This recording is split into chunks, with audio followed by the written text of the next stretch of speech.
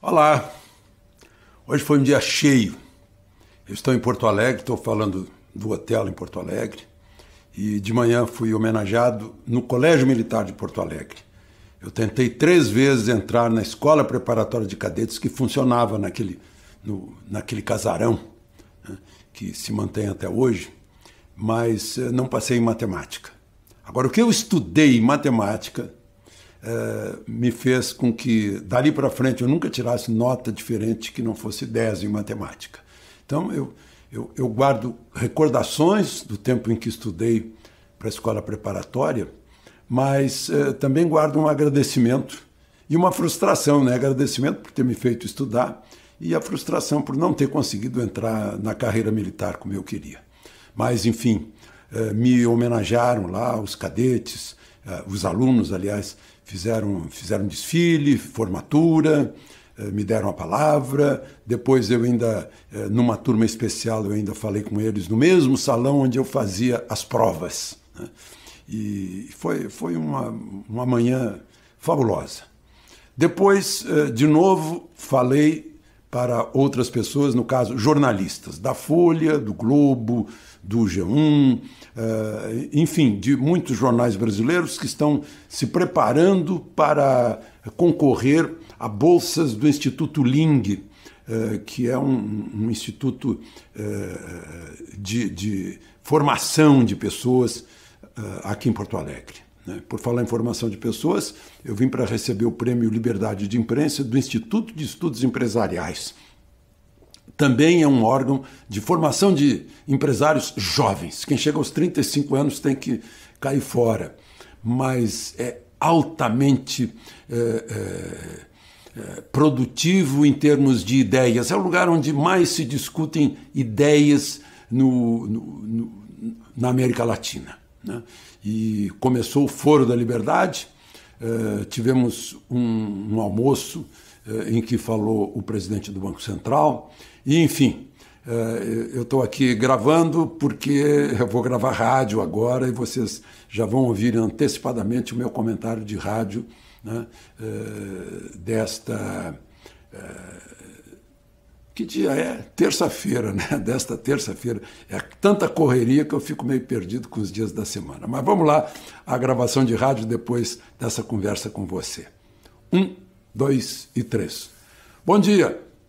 Saiu o ministro da Educação, Welles Rodrigues, e entrou o técnico, professor universitário, Weintraub, Abraham Weintraub. Ele fez parte da equipe de transição, ele colaborou para a formação do novo governo, a formação do programa do novo governo, ao mesmo tempo em que, depois de instalado o governo, ele foi trabalhar como secretário executivo do Gabinete Civil da Presidência da República com o ministro Onyx Lorenzoni. Simon Weintraub, aliás, Simão não, Abraham, era professor em Osasco, na universidade de lá, e eu recebi várias mensagens de amigos que são donos de universidades, de faculdades, que me dizem que ele é excelente, né? Que foi uma excelente escolha, que agora vai funcionar o Ministério da Educação, que não vinha funcionando direito, não exatamente por causa da capacidade de magistério do professor Welles Rodrigues, mas pela incapacidade de ele administrar tantos egos lá dentro, né? Saíram 20 pessoas. Inclusive, teve uma secretária que era ex-futura secretária, não chegou nem a assumir, a Iolene Lima, né? Toda hora havia um choque entre os egos lá dentro, né? Essa coisa de intelectual tem muito de fogueira das vaidades, né? Então, o Ministério ficou mais ou menos paralisado, além do que tem ainda muitos cargos em comissão de governos anteriores, de pessoas que não puderam ser retiradas porque elas eram essenciais para o funcionamento do Ministério e acabaram agindo assim como uma espécie de quinta coluna lá dentro, prejudicando os trabalhos do novo governo. Agora temos um técnico, né, formado em economia, já trabalhou na área financeira e estava no gabinete civil e que tem sido muito bem recebido, pelo menos entre aqueles que eu conheço no ensino particular. Ele não segue a cartilha de Olavo de Carvalho, né?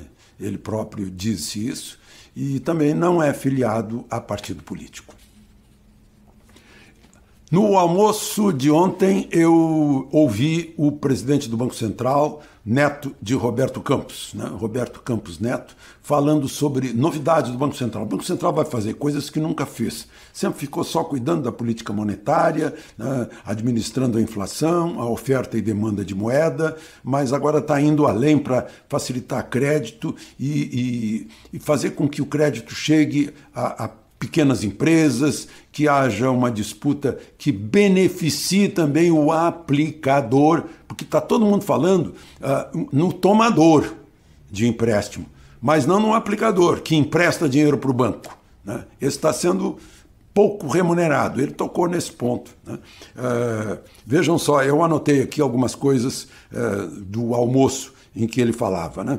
Ele citou os mitos que o avô dele citava, né? É um mito que o Estado é o condutor da economia, é um mito o tal modelo exportador, porque se não der infraestrutura, por exemplo, para tirar soja lá do centro-oeste brasileiro, não adianta, não funciona, fica mais caro o nosso produto. Falou do mito de capitalismo selvagem, que diz que tem que haver liberdade e não selvageria, sem liberdade de produzir e de preços, né?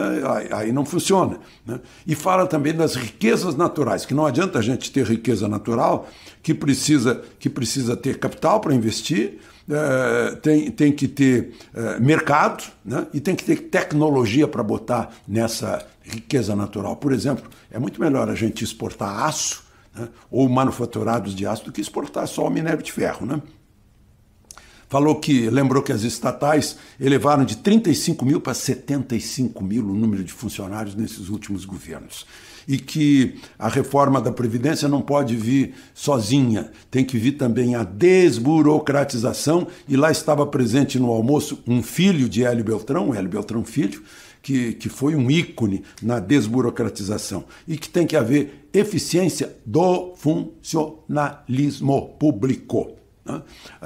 Que com o mundo digital está sendo muito mais barato, o crédito, o serviço bancário, né? E até há a possibilidade de uma desmonetização, ou seja, dinheiro digital, que aí aquela coisa que eu falei, né? Que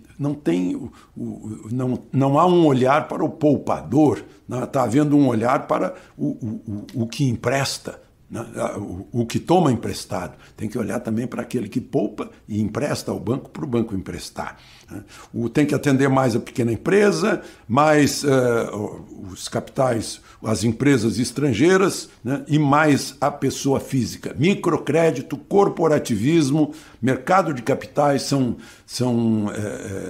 fatores importantes. Disse que no Brasil tem que se pensar mais em segurança cibernética, para dar segurança às transações através do computador, através do mundo digital. Que os subsídios no mercado financeiro não têm sido transparentes, né? Que tem que haver independência, autonomia do Banco Central, né? E que o Brasil tem que ter mais empreendedores, né? E menos atravessadores.